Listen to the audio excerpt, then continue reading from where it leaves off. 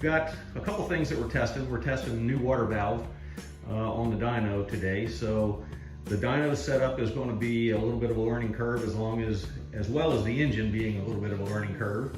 Okay, now that we've got a little bit of heat in the oil, we've got some heat in the engine. Engine's up to about 140 degrees or so. You see the oil pressure's dropped down at idle at about 70, 85, or 80 PSI. We're still at about 1400 RPM or so. Right now we see we still have good oil pressure.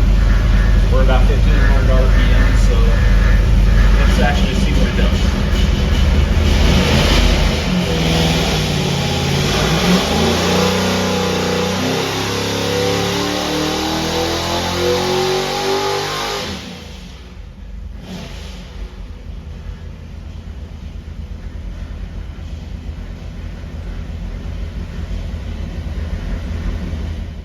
Okay, so that went pretty smooth. I'm really happy with the way the dyno valve actually operated with some baseline settings.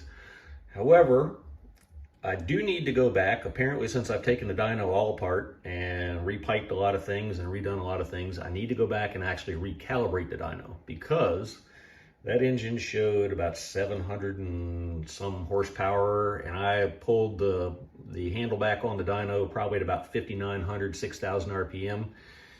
And like I'm pretty critical of fake dyno sheets, there is no way that engine made that kind of power. So I need to go back and recalibrate the dyno, rehang my weight, and double check and make sure that our settings are all good.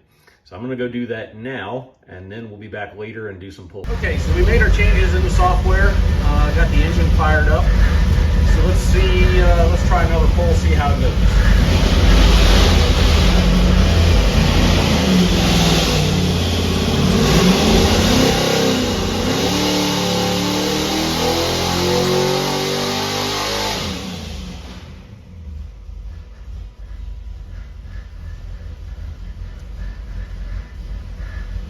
Okay, that last pull we lost throttle right at the end of the pull. So went in and tightened up the throttle linkage. So let's see what it does with the throttle working the way it's supposed to.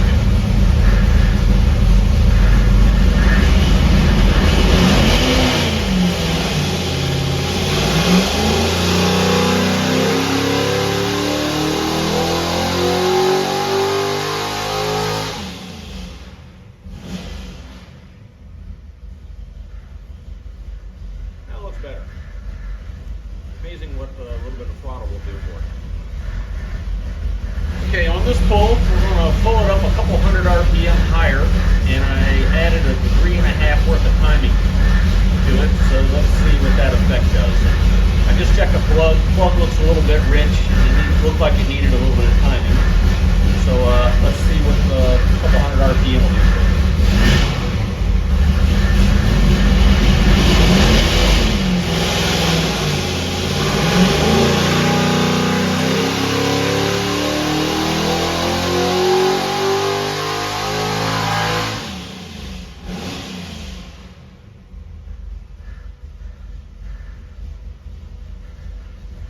Okay, we're going to try another pull at 32.5 degrees timing and see what that does.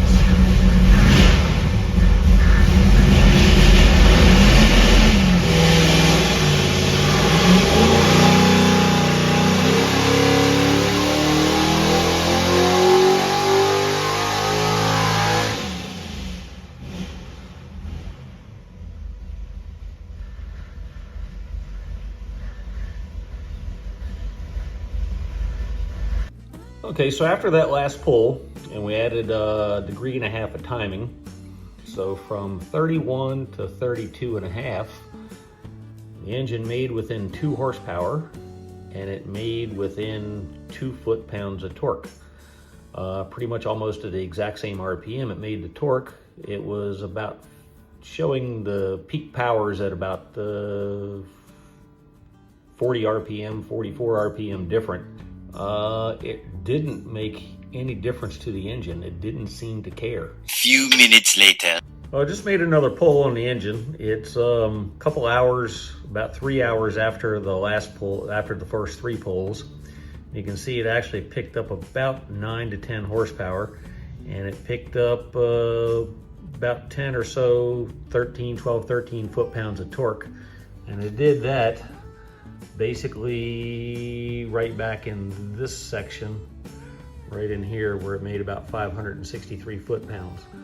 But all in all, I think a pretty successful day on the dyno. We ended up this last pull, we were a little bit more. We made 650, that's showing 651 horsepower at about 6,400 RPM. Like I say, I let the engine cool down, so the manifold was cool. Everything was cooled down from making the previous pulls that we did on it before. So yeah, I think all in all, pretty successful day. We have a little bit more